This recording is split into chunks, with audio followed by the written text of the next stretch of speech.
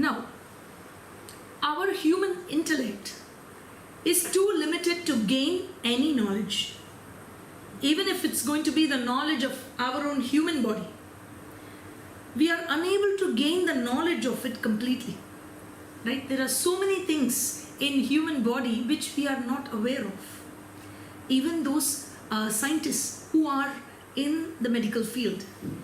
Now, given that, how is it possible to gain the knowledge of something which is beyond space and time? So that becomes a question. Therefore, it is not possible for us to gain this highest knowledge without a guru. In fact, our scriptures talk about six-fold limitations of human intellect. The intellect that we have, the human intellect, has 6 limitations. Now we are going to see what are they, Purusha Buddhi Doshaha Shad is 6-fold limitations of human intellect. The first one is Ajnanam. So whenever we try to use our intellect to understand something, you may not be able to understand it completely initially because of the limited intellect. You don't know much about it. So the first time you listen to it, maybe I'll give an example here, say a science theory.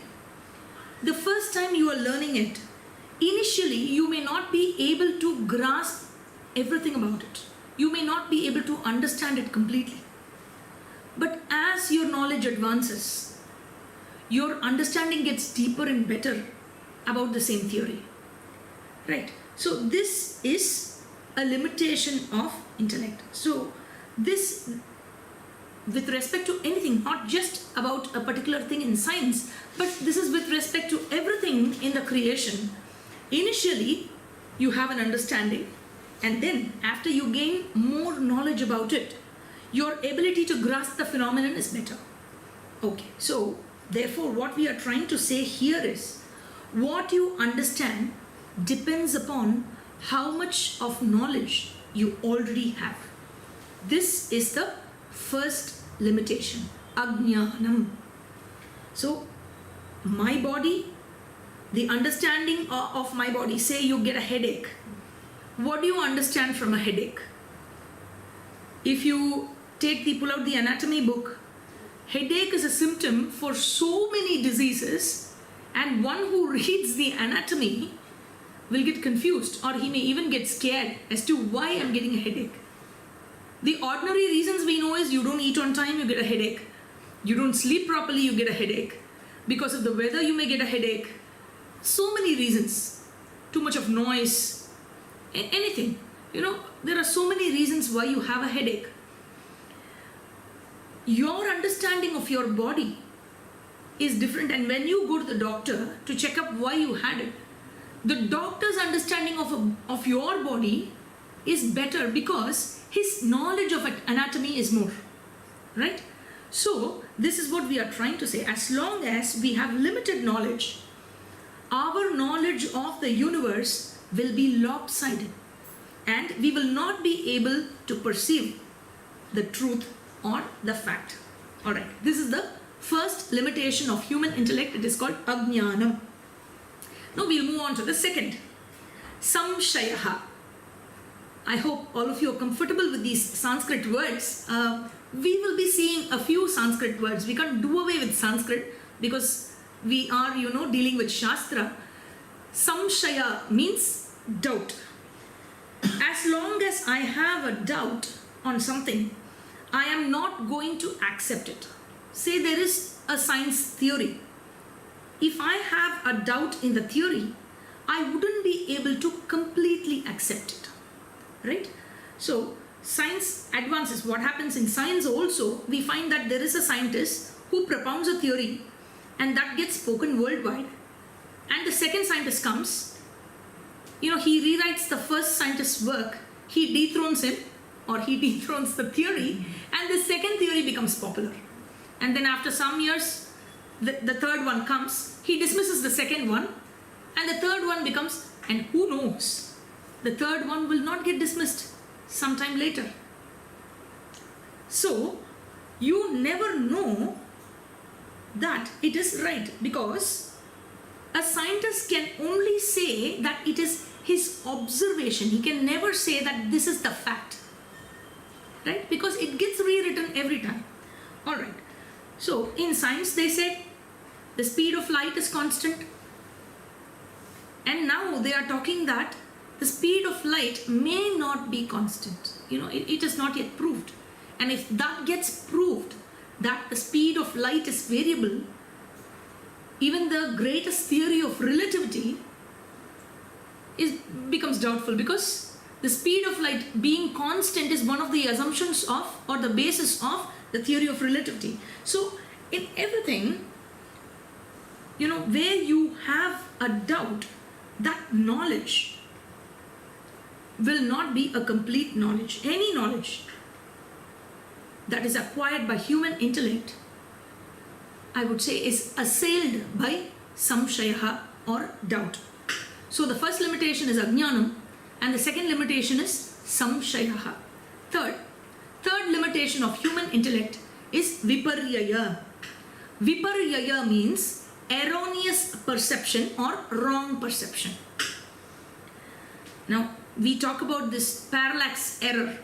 Parallax error is not popular only in the field of science, but also in the field of accountancy. When you keep looking at pages and pages of only numbers which are 7 and 8 digits, and an accountant who goes through that, instead of 5, 6, 3, 4, 8, he may write 5, 6, 4, 3, 8.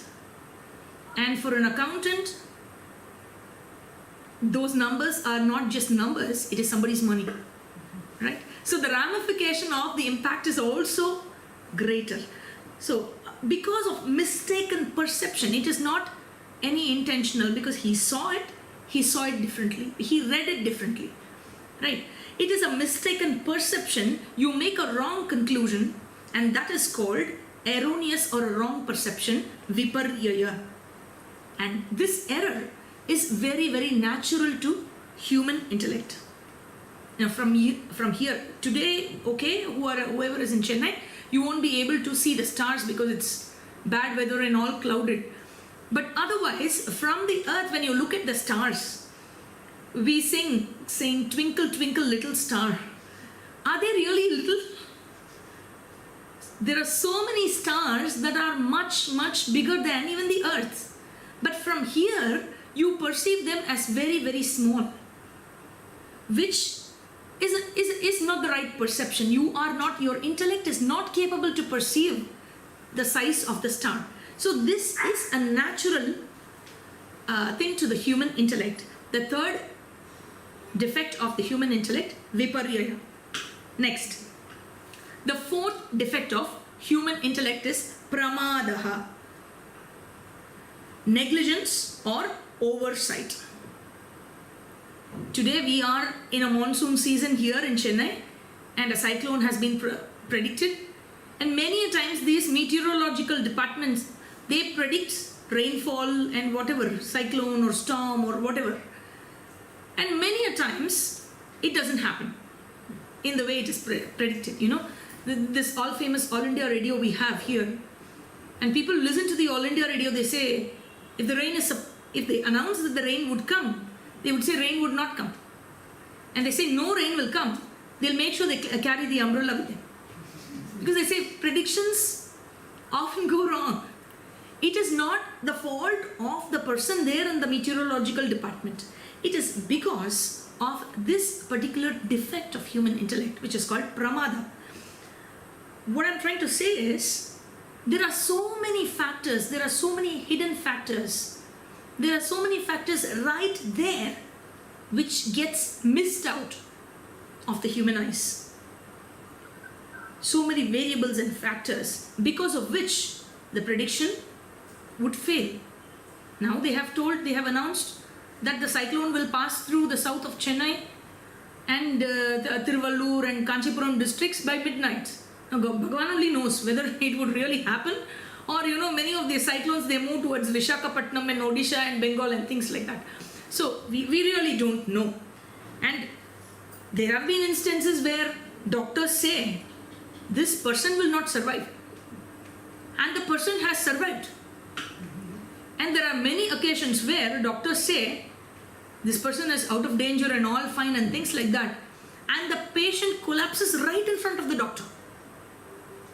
So all these things happens because human intellect misses factors which are right there. This is called pramada. The fifth defect of human intellect is vipralabdhihi. Vipralabdhihi is the defect where your intellect is deceived by something else, somebody's teachings or some other person's discovery. It could be either deliberate or even unknowingly, but your intellect gets deceived. For example, this is very popular in everybody's house. You get a news on WhatsApp, and everybody believes that whatever news comes on WhatsApp is true. Now, WhatsApp lay solita. WhatsApp lay vandurtu. What do you mean by that? Is WhatsApp the authority? No, but it's very deceiving, when it comes on WhatsApp, and people tend to believe that as the truth. So, with regard to human intellect, there is a susceptibility of being prejudiced by others, by other factors around. This is called vipralabdhihi. And the last defect, so we saw ajnana, samshaya, viparyaya, pramada and vipralabdhihi. The sixth defect of human intellect is apatu karanatvam. Apatu karanatvam. Even the best instruments have their own limitation. I would request everyone to be on mute, please.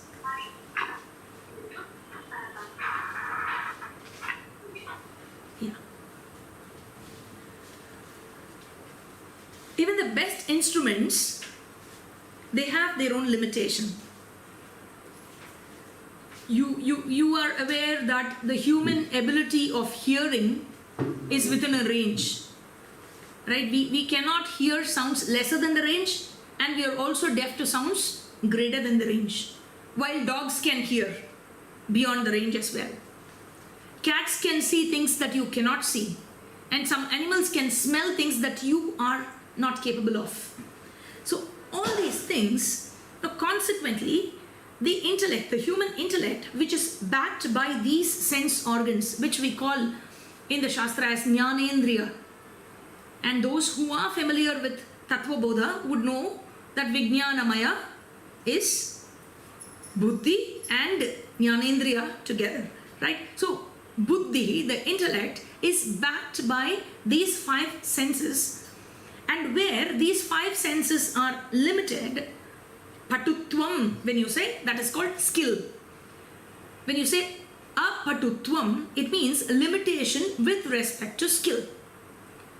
When you say apatu karanatvam, it is being limited, the buddhi that is being limited by the sense organs. So even the best instruments have their own limitations. Suppose your sense organs are replaced by the sense organs of a dog or a cat. Say for instance, the world that you are perceiving today will not be the world that you would perceive through those sense organs. It would be the world that you are given to experience would be totally different. And if you think that the world you are experiencing is a fact, not at all. It is not a fact. It is, after all, the world which is as perceived by your sense organs that you are given to experience. Now, how will I know what is the truth of the world then? This becomes an important question. How will I know what is exactly there? Now, you wouldn't know. Why? Because if I have another set of senses that would help me in knowing the truth of the world, then again my perception of the world would be limited by the limitation of those sense organs. The limitation of those sense organs and my perception of the world will be colored by the coloration of those sense organs. Right? So, if I have to study the world with another set of sense organs, again, that is not possible. That is not going to reveal the truth. Fine, let me study the world without any sense organs. Is that possible? You cannot get to know the world, the truth of the world, without any instrument. You need an instrument to acquire any knowledge.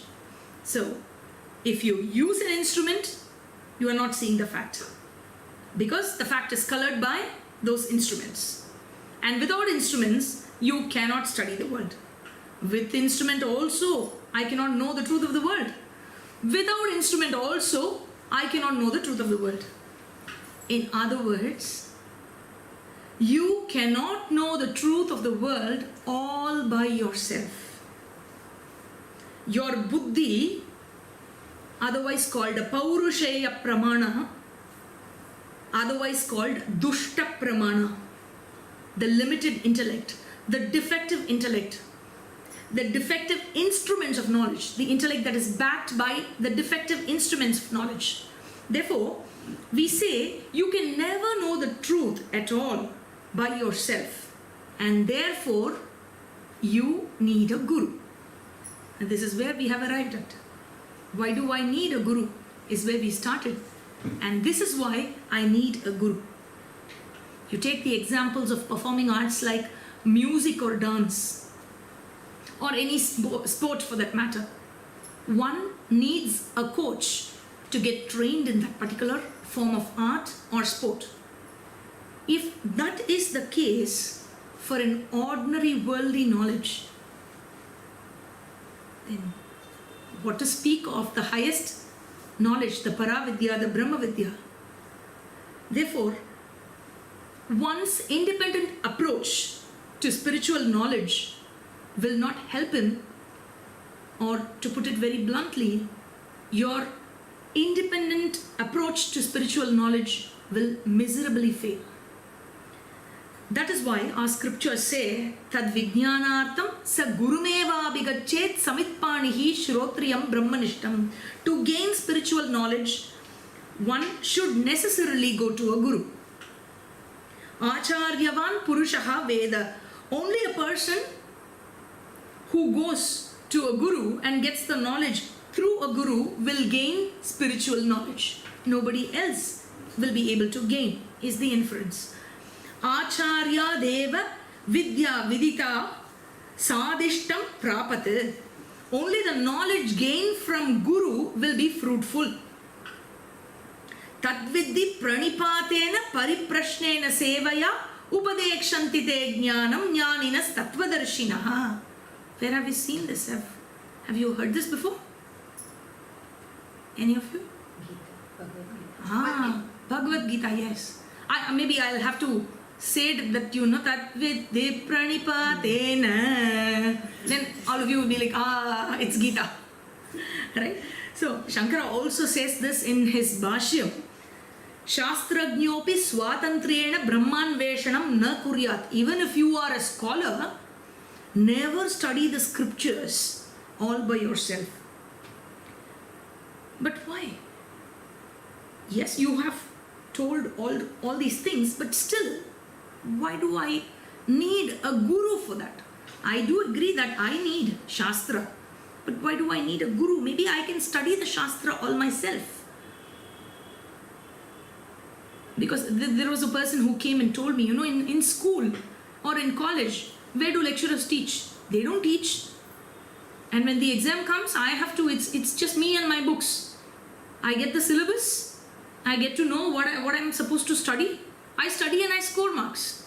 Which lecturer teaches? And where is it said that knowledge is only through teacher? No, books are enough. Why can't I just pull out a Bhagavad Gita book or an Upanishad book and just go through and study?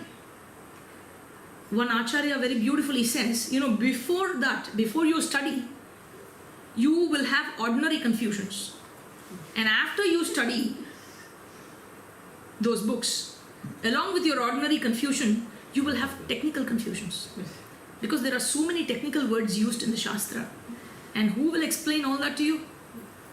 So, after there was one person who came and told one of the renowned teacher, he said, Swamiji, after listening to the Purva Paksha, he pulled out a book and he studied, and he also played some of the classes at random, and he said, after listening to the Purva Paksha completely, I feel I'm going to change my party. I'm not going to be with Advaita. I think Purva Paksha is more interesting and I'm going to change my party. But this is, so it says that, it said that Vedantanam anekatvat samshayanam bahutvatah vedyasya atisukshmatvat na janami gurum vina. Vidyaranya says this in Anubhuti Prakashaha. Vedantanam anekatvat. The scriptures are so many. Samshayanam bahutvatah. They contain so many statements which are seemingly contradictory. Vedyasya atisukshmatvat. The contradictions are like here and there. In one place it talks about Dvaitam, one place it talks about Vishitta Advaitam, one place it talks about Advaitam. And what I'm supposed to know is very, very subtle. And interestingly, all these are from the same Veda. They are all rooted from the same Veda. And how do I know this? How will I know which is right or whether everything is right? So, na janami gurum vina. The more I study, the more I have doubts. Therefore, to know Paramatma, which is extremely subtle, it is not possible for me to gain this knowledge without a guru. Na janami gurum vina. Then somebody may ask here, how come there are some Mahatmas who have attained self-knowledge without any guru? That becomes a question. Now remember that we are talking about the rule here and not about the exception. Now you may say that I have read this person's biography and things like that, and he does not have guru, and it is said that he attained Brahmajnana and he was a Brahmanishta and things like that. Now most of the biographies, with due respect to all of them, most of the biographies, especially in our country, come by hearsay. You don't know what really happened. Maybe that person actually had a guru. We will never know. And in any case, without guru, a person gaining Brahma Vidya, Atma Jnanam without guru is only an exception. In our Shastra, we don't believe in intuitive knowledge. We don't believe in any sort of intuition. What we believe is intuition. You go to the teacher and take tuitions and study. Now there was a lady who used to keep getting a lot of dreams frequently. And surprisingly, her dreams used to be all Shastric dreams. Whatever is taught by Shastra, she used to get in her dreams. Before receiving the teaching, of course. That's how it's a dream. And it used to be so fascinating for her. And there used to be so many other things which she has never learnt or heard anywhere, which she gets in her dream. And she came and asked her teacher, I'm getting all these things in my dream, and I really don't know, is this true, or these are just projections of my mind? How do I know whether this is the truth or these are merely mental projections? So what you understand from this story is, even though your dreams are based out of Shastra or Shastra related dreams, you can never, you have a doubt whether they are real, they are true, they are the fact, right? So these kind of intuitions are never taken as a real source of knowledge. They are called Sandigdha Pramanam. doubtful source of knowledge. You are not able to confirm whether they are true. And a sandigdha pramanam, a doubtful source of knowledge, can never be pramanam and never the real source of knowledge. Therefore, no business of intuitions. We only talk about intuition. Now, who is a guru? Alright, I need a guru. Now, who is a guru? Some say that guru is not required and you can, go on without guru. Let's leave them alone.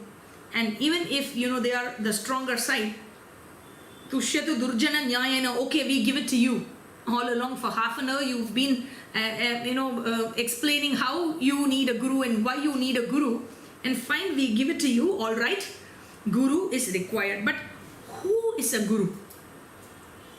One group says, Atma is my guru. And therefore, Atma will teach me everything. And now, this is one of the biggest misconceptions that can happen because of lack of guru. Thinking that or saying that Atma is my guru and Atma will teach me. Now, point number one, you remember that Atma does not have any mouth or eyes or, any sense organ to speak to you, to communicate to you, to teach you. So, Atma cannot teach or reveal any knowledge. And point number two, if Atma is your guru, you should have gained self-knowledge already. And when did you meet Atma? Some say, Atma enters the womb when, the child is 3 months in the mother's womb. All that is there. No, Atma is always with you. Atma is always there. Anadikala pravartaha is what Shastra says. So if Atma is your guru, then you should have already gained self-knowledge long before. Right? So now, Atma can therefore never be a guru. And somebody said, the whole life is a university. Every moment, every incident you face in life, every experience you have in life teaches you something. So this whole world around is your teacher. It is filled with learnings. And people start quoting examples in support of this from Srimad Bhagavatam, where there is a person who had 24 gurus. Every aspect of the creation, 24 aspects, and he learned one thing from one part of the creation. And that's how he had 24 gurus. Now, what you learn will depend upon your state of mind. If you are learning from this world, then for the same experience, you would have a set of learning and somebody else will have another set of learning, because your state of mind is different. We'll see an example here. There is a story of two grihasthas. One is a rich grihastha, a successful grihastha. Who is a successful person is the person who earns a lot of money. That is the measurement we have in our society. The one who earns a lot is successful. All right. So one of them, they were friends from childhood, and one is a successful grihastha, cash rich, and the other one has given up all earnings and he is dedicated to studies and that kind of a lifestyle, an aesthetic lifestyle. So they happened to meet after a long time and they got into a dialogue. And this one, the first grihastha, the rich grihastha, was trying to tell him how important money is in life. You cannot afford to quit your job, and you cannot afford to give up your earnings. You have a lot to do, this, that, and they kept going on. They kept talking about a lot of things and they kept walking through the forest. They had to travel somewhere else. And it was getting late, it was getting dark, and they had to cross a river. And because it's monsoon time, the river was filled with water and it's not easy for them to cross the river without a boat. Now it was getting darker and darker, and there was only one boatman who was charging a ticket fare to drop them from this bank to the other bank. Now they cannot stay back, they have to go because the forest is getting dark and it's dangerous. And now you need money to travel. And the first Grihastha, the cash-rich Grihastha, just gave a glance at the other one. He just looked at him, and he paid for both. He was good enough to pay for both of them, and both of them took the boat and they went to the other side of the river. And the dialogue continued all through. At the end of it, the second Grihastha asked the first one, now what was your learning from this incident? What did you learn from this incident? And the successful Grihastha was waiting for this, right? To give him some gyan about what money is, what is the importance of money. And that he said, see, you should always have money. Because money is very important, especially when you are stranded, when you are in crisis. What else can help you? So money is very, very important, is the lesson that this incident teaches. When you are in emergency, you need money. And then he wanted to hear it from his mouth as well, and he asked his friend, so what did you learn from this incident? The other guy said, you don't need money, because if you have surrender, if you surrender to Ishvara, and when there is an emergency, Ishvara will send you a Grihastha who will pay for you. So you don't have to worry about that. So now the incident is the same, but the learning is totally different. If this prejudice, if there can be so much of prejudice in a worldly learning, what to talk of self-knowledge? Therefore, this world cannot be Guru. Atma cannot be your Guru, and this world also cannot be a Guru. Now, who is a Guru? Grinati Atma Tattvam Upadishati iti Guruhu. First thing is, a Guru should be a live person, an existing person in flesh and blood. And number two, he should be the one who is able to communicate the teaching to you, the teaching of the scriptures, the one who is able to communicate to you. That person is a Guru.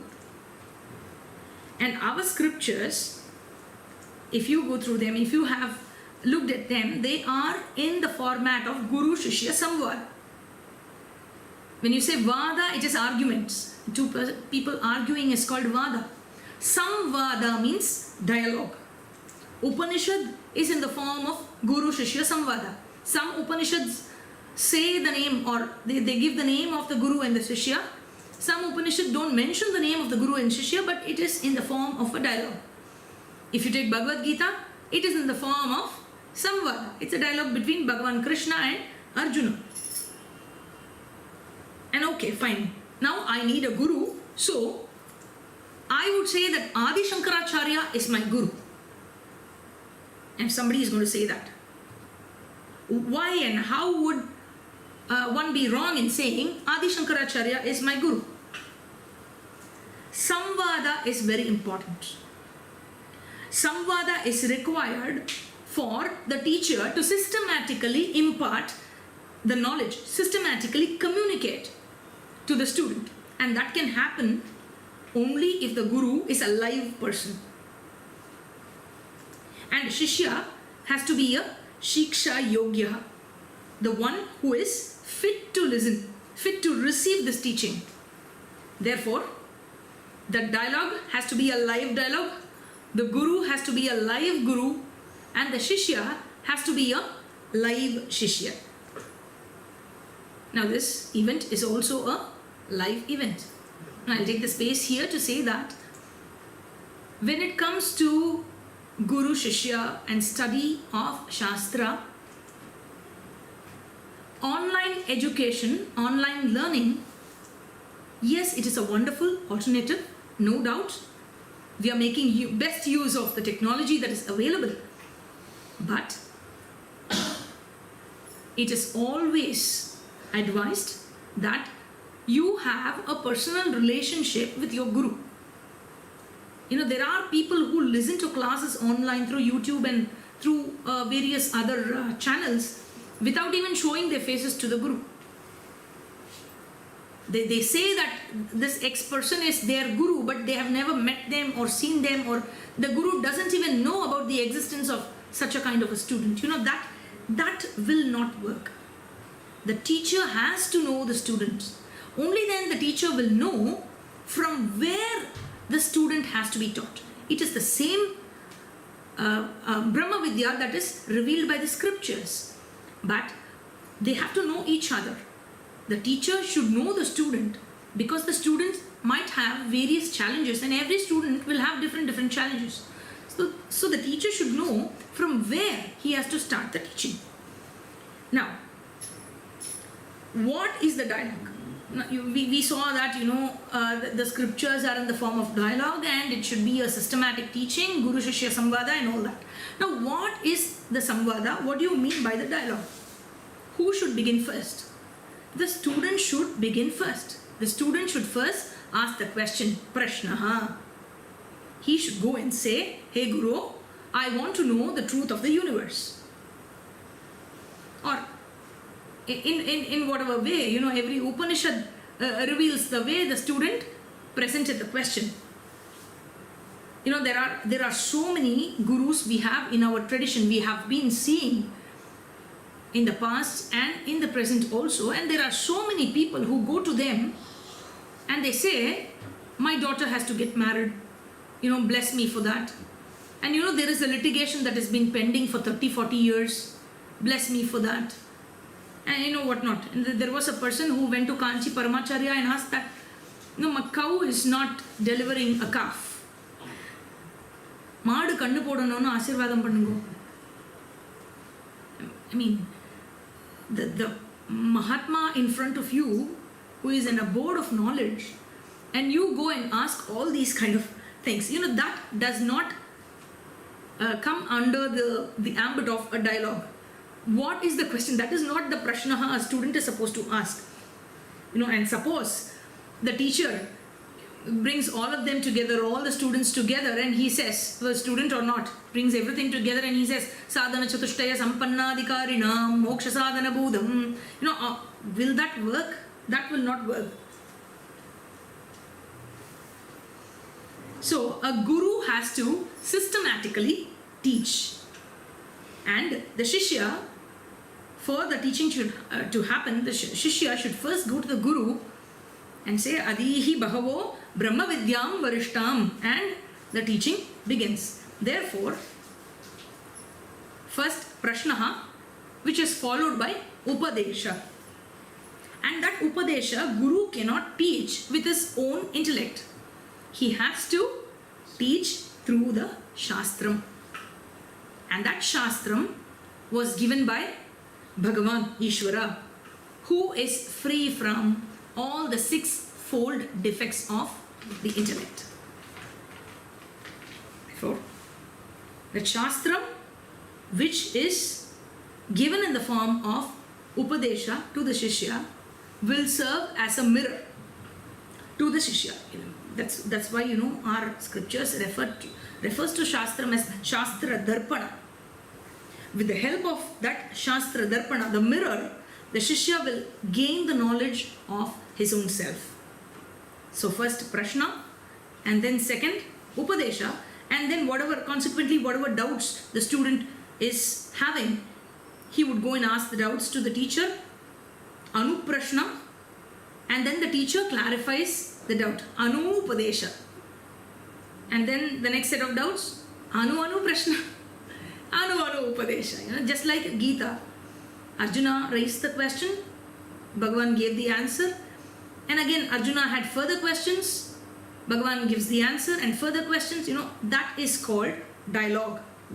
And as a result of this dialogue, one gains self-knowledge. So a guru is important. Sastram is very important. The teaching is very, very important. And the learning is very, very, very important. So when this and all this comes together, that person, that student gains self-knowledge. Now what type of guru? Now, how do I know which guru to choose? This becomes a question. Our Shastram classifies guru into 3 types. The first type is Uttama Guru. Uttama Guru is the one who has studied systematically and has received the teaching. He is called Shrotriyaha.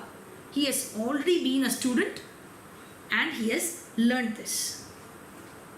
The second thing is, the second quality of an Uttama Guru is, he must have assimilated the knowledge and he must have transformed his life and he must be enjoying the benefit of this knowledge. Brahmanishtaha.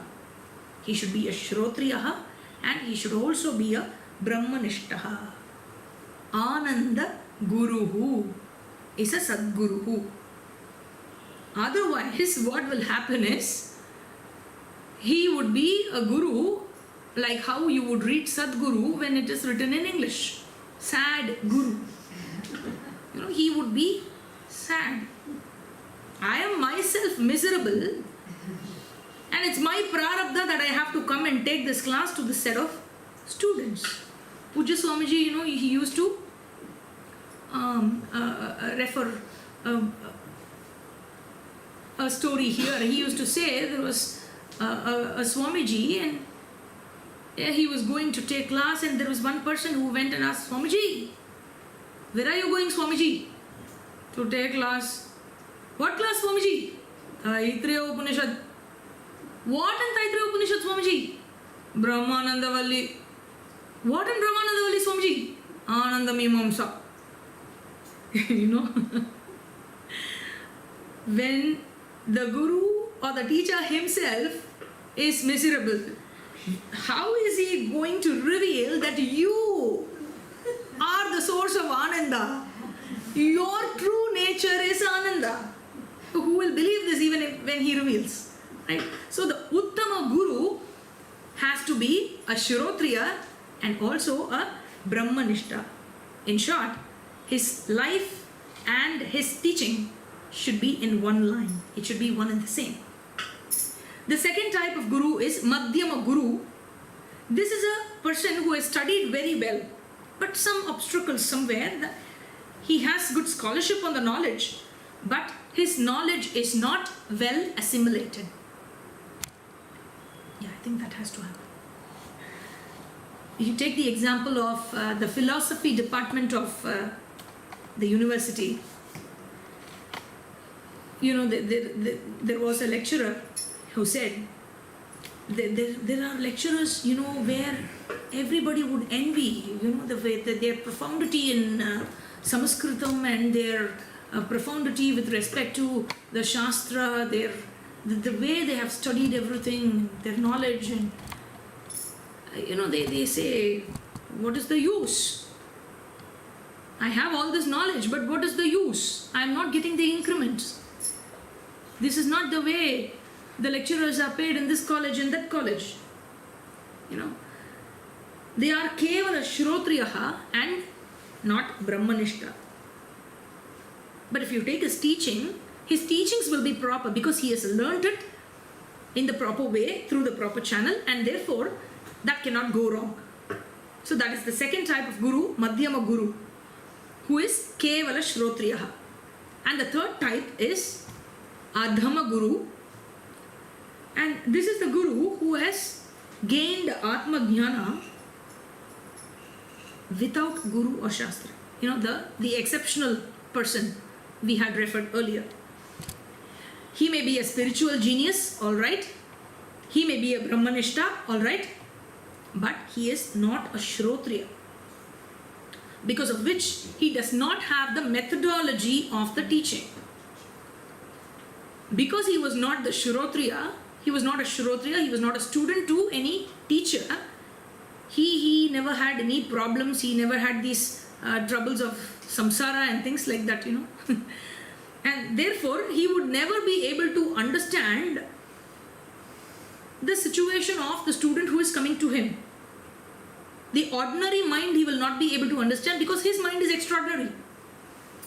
So he never, and even if he tries to teach, that teaching may not have the Shastram in it to guide the student in the right way. Those gurus are referred to as mystic gurus. They have the knowledge, but they don't have the tool to communicate. For example, if a person has always traveled only by flight, and he travels very frequently from between Chennai and Bangalore, but only by flight, and you have to go by road, and if you go and ask that person where diversions are there, where pits are there, and where roadblocks are there, is the road smooth, or any whatever problems that we have in traveling by road, that person will not be able to guide you because he has always gone only by flight. So if you have to travel by road and you need help, who you have to go and ask? You have to go and ask a person who has taken that route. Only that person can help you, right? Therefore, as a person, this guru is great, but as a teacher, Shastra says this is a worst guru, and you should not go to him for studies. You can go to him and get his blessings, no problem, but you cannot go to him for receiving the teaching. If you want to benefit out of the teaching, out of studying Shastra, out of gaining this knowledge, then you have to go to a Shrotriya Brahmanishta or at least a Kevala Brahmanishta. Now, how will I find out who is a Shrotriya Brahmanishta or a Kevala Brahmanishta? Do I give an advertisement in the paper saying wanted, Guru wanted, Shrotriya Brahmanishta or Kevala Brahmanishta, so many years of experience, and how do I find out? Now, you will never know who is a Shrotriya Brahmanishta, because to know who is a Brahmanishta or a Shrotriya Brahmanishta, you also have to be one. If I have to appreciate the knowledge of Einstein, I should have been at least somebody in the science field, in the field of science, right? If I am already struggling with my 8th standard physics, who am I to appreciate the knowledge of Albert Einstein? So, and how will you get? Now, I need a Shrotriya Brahmanishta or at least a Kevala Shrotriya as my guru, and how will I get it? A guru is got purely by the grace of Ishvara. With that thirst, when you pray to him, when you ask him for this, he will provide you with a Sadguru. Bhagavad Pada says, Durlabam trayame vaitat devanugraha hetukam manushyatvam mumukshutvam mahapurusha samshrayaha. The rare thing that can happen to one is human birth. Human birth is very, very rare. And what is rarer is getting a human birth and also having a thirst for moksha. And what is the rarest thing is taking a human birth, having interest in self-knowledge, and also being blessed with a guru for it. So, a guru is so great, and he is so great not on his own accord but because of Shastra. Therefore, a guru, the greatness of a guru, if we say, it is because of the Shastric knowledge that he has. He has received and he has assimilated, and the knowledge that he stands for. So the greatness of a guru is conditional greatness, and the greatness of Shastram is unconditional greatness. That is why Shastram is treated higher than the Guru, greater than the Guru. Initially, a student gets attracted to the personality of the teacher and he comes to the teacher. And then the teacher educates him as to what the Shastra contains, what the Shastra is revealing, and he also educates him that whatever greatness he is admiring in the Guru is nothing but the greatness of the Shastram. And he gives a mirror. The student is so fond of the personality of the Guru that he keeps holding the Guru's hands tight. And Guru gives the mirror, and the student, he doesn't look at the mirror, he keeps looking at the Guru. He's so fond of the Guru, he keeps looking at the Guru. And the Guru gradually brings the mirror close by and he urges the student to look into the mirror. He says, Shishya, look here, look here. And then when the student looks into the mirror, he looks and he sees himself. And when he is engrossed in seeing himself, in seeing the truth, the beauty of the truth of himself, slowly what the Guru does is he shakes the mirror.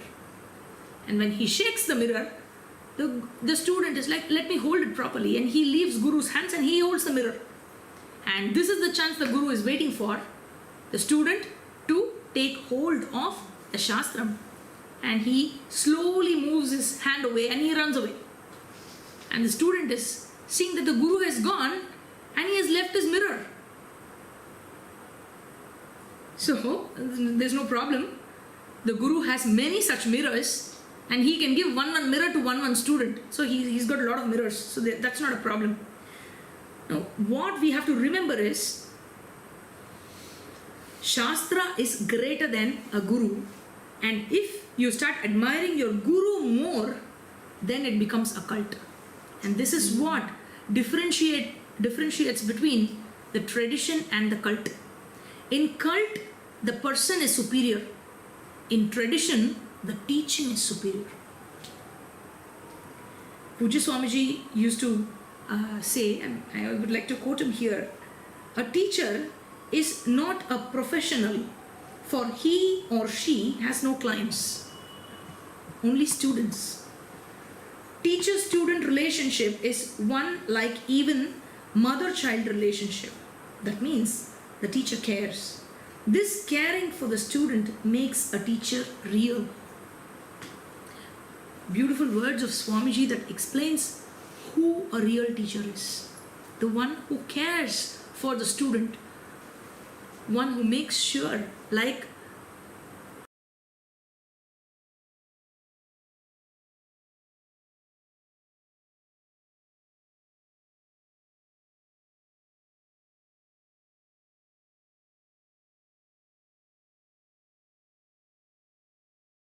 part of the stage, the journey, and he gives whatever is.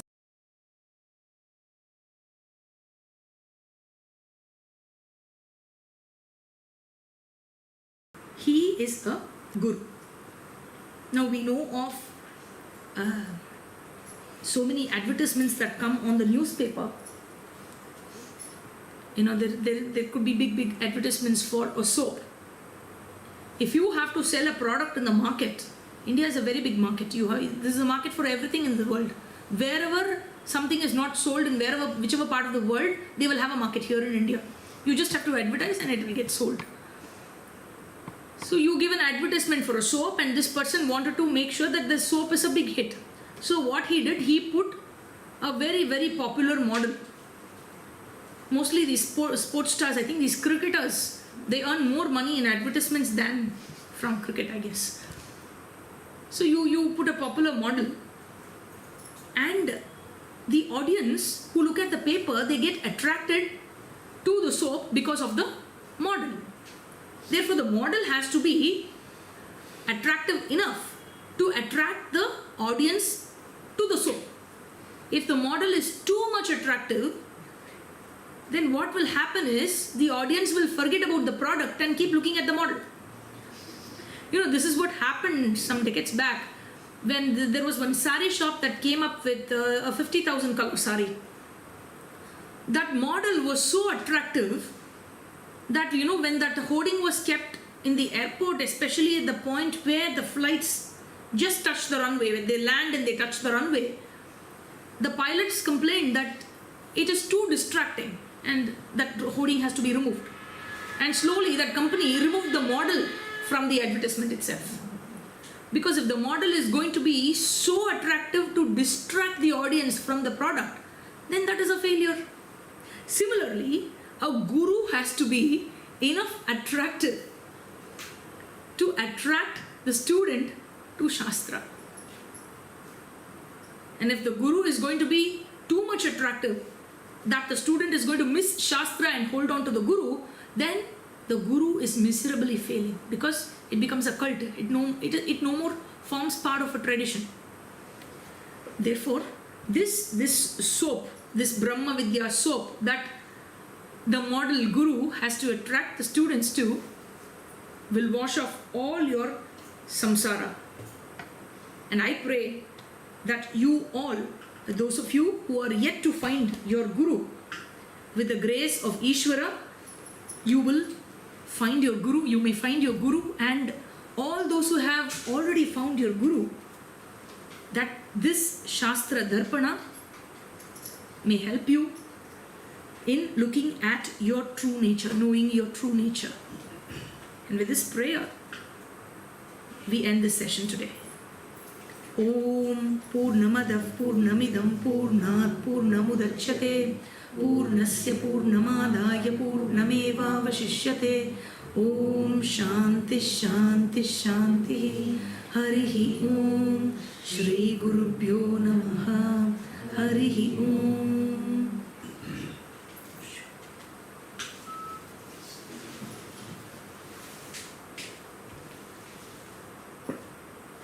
If there are any Q&As, questions, please raise your hands and Acharya will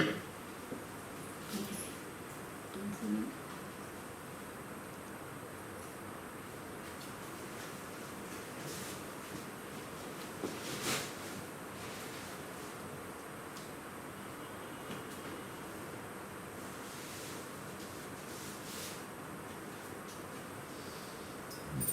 Any questions?